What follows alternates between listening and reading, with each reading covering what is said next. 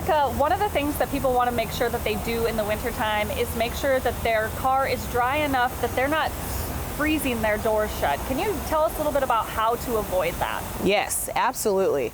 So sitting in the parking lot, winter, midwinter, you know there's a storm coming in, you already know.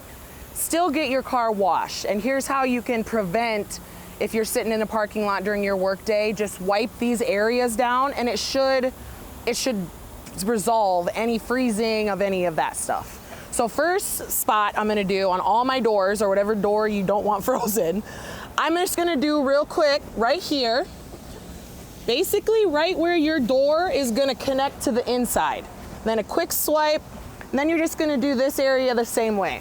You're gonna go around, down and underneath, over in this door area, and then a quick swipe of the top.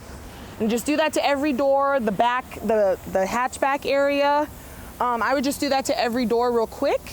Some of our locations have the air guns. So those, you're just gonna close that, grab this, and this is gonna be for your lock, okay? So you can just blow all that out, blow your mirror out, quick swipe, so you're good. Quick little, do all your doors real quick, get to work on time.